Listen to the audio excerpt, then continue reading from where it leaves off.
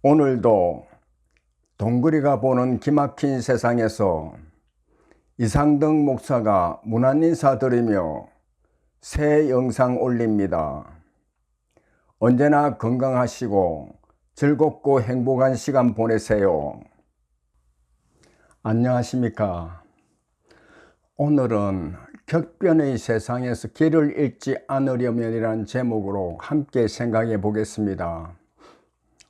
악이 선을 지배하고 강한 자가 약한 자를 찍어 누르고 AI가 사람의 자리를 차지하고 사람을 지배하는가 하면 심지어 피조물의 영역이 아닌 영의 영역까지 넘보려고 하는 세상이 도래하고 있습니다.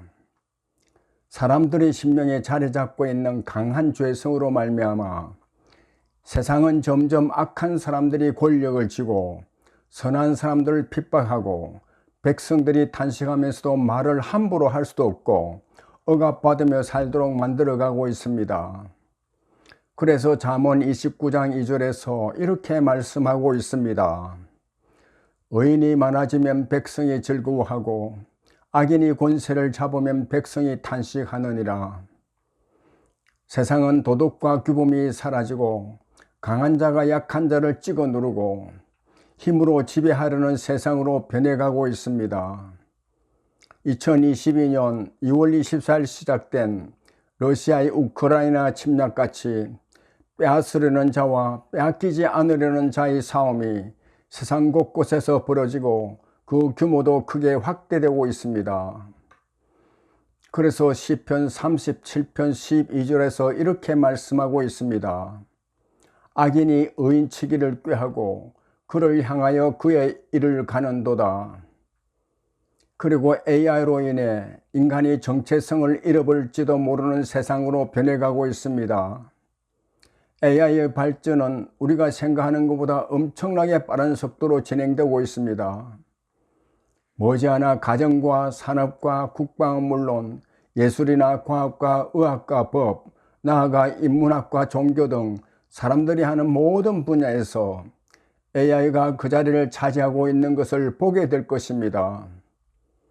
일론 머스크 테슬라 최고 경영자는 올해 26년 말쯤이나 늦어도 내년에는 어떤 인간보다 더 똑똑한 인공지능이 등장하고 5년 후에는 인류 전체보다 똑똑한 AI가 등장할 것이라고 전망했습니다. 심지어 AI는 이제 인간의 영역이 아닌 영의 영역까지 차지하려고 하고 있습니다. 죽은 사람의 생전 모습 그대로 재현한 데스봇의 서비스가 등장하고 있으며 조만간 상용화될 것이라 합니다. 여기서 데스봇은 죽음을 뜻하는 데스와 자동 프로그램 보스의 합성으로 죽은 자가 AI로 다시 태어나는 환생을 의미합니다. 특정인의 음성과 가치관과 생활 습관은 물론 내적인 자아까지도 AI가 학습하도록 해 다른 자아를 만들어 사랑하는 사람들과 소통하며 영원히 연결될 수 있도록 한다는 것입니다. 격변하는 세상에서 자아를 상실하지 않고 자신의 정체성을 지키며 살기가 너무나도 힘든 세상이 되고 있습니다. 이와 같은 혼동의 세상에서 인간이 인간답게 살며 길을 잃어버리지 않고 소망 가운데 살려면 어떻게 해야 합니까? 미국 의회 도서관 시 고문과 오리곤주의 개관 시인으로 있었던 윌리엄 스태퍼드의 시 인생이란 그런 것을 소개합니다. 당신이 따르는 한 가닥 실이 있지요. 그것은 변하는 것들 사이를 지나지요. 그러나 그 실은 변치 않아요. 사람들은 당신이 따라가는 것에 대해 궁금해하지요. 그 실에 대해서 당신은 설명해야만 하지요. 하지만 다른 사람들은 그걸 잘 볼 수 없지요. 그것을 붙잡고 있는 한 당신은 길을 잃지 않아요. 비극은 일어나고 사람들은 다치거나 죽게 되지요. 그리고 당신은 고통받고 늙어가게 되지요. 시간이 하는 일은 당신이 뭘 해도 막을 수는 없어요. 그럴수록 그 실을 결코 놓으면 안 되지요. 세상이 어떻게 변하든 걱정과 슬픔과 고통 가운데 힘겹게 살며 늙어가는 것을 누구도 막을 수가 없습니다. 그러나 우리 소망 가운데 붙잡고 있는 그 실을 놓지만 않으면 길을 잃어버리지 않는다고 시인은 말합니다. 시인은 실이 무엇인지 말하고 있지 않지만 하나님의 백성들은 그 실이 무엇인지 알고 있습니다.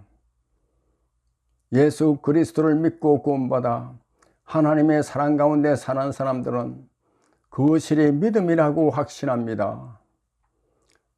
그 실, 그 믿음은 눈에 보이지 않지만 놓지만 않으면 우리 삶 가운데 어떤 폭풍이 불어닥칠지라도 길을 잃어버리지 않습니다. 마가복음 4장 39절과 40절 말씀입니다. 예수께서 깨어 바람을 꾸짖으시며 바다더러 이르시되 잠잠하라 고요하라 하시니 바람이 그치고 아주 잔잔하여지더라. 이에 제자들에게 이르시되 어찌하여 이렇게 무서워하느냐 너희가 어찌 믿음이 없느냐 하시니, 성경에는 절망할 수밖에 없는 환경 속에서도 믿음으로 모든 어려움을 극복하고 이래서 존귀한 자가 되어 하나님께 영광을 돌리고 있는 사람들이 있습니다. 요셉이 그랬고 다윗이 그랬습니다. 요셉은 형들의 미움을 사 노예로 팔려가 절망할 수밖에 없는 시련을 겪으면서도 하나님을 의지하는 믿음으로 그 시련을 극복하고 지혜와 능력의 사람으로 성장해 애국의 총리까지 될 수 있었습니다. 그래서 창세기 39장에는 요셉이 시련을 겪을 때마다 여호와께서 요셉과 함께 하심으로 그가 형통한 자가 되었다고 말씀하고 있습니다. 다윗은 목자로 살면서 사나운 짐승들로부터 양을 지키는 험한 일을 하면서도 믿음으로 하나님을 의지하며 힘을 길렀습니다.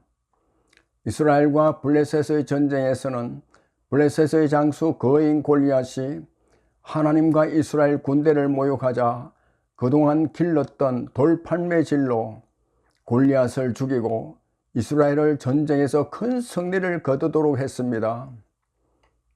그럼에도 사울 왕이 다윗을 시기에 죽이려 하자 도망다니며 죽을 고비를 넘기며 큰 시련을 겪었으나 하나님이 함께 하신다는 믿음으로 흔들리지 않고 시련을 극복할 수 있었습니다. 시편 16편 8절 말씀입니다. 내가 여호와를 항상 내 앞에 모시며 그가 나의 오른쪽에 계심으로 내가 흔들리지 아니하리로다. 하나님은 믿음을 붙잡고 사는 사람들이 시련을 겪을 때는 시련에서 시련으로 끝나게 하지 않고 그 시련으로 연단해서 존귀한 사람으로 일으켜 세우십니다. 그래서 다윗은 시련 가운데 연단돼 시련이 끝난 후 이스라엘의 전무후무한 위대한 왕으로 설 수 있었습니다. 시편 56편 4절 말씀입니다. 내가 하나님을 의지하고 그 말씀을 찬송하올지라. 내가 하나님을 의지하였은즉 두려워하지 아니하려니 혈육을 가진 사람이 내게 어찌하리요. 감사합니다.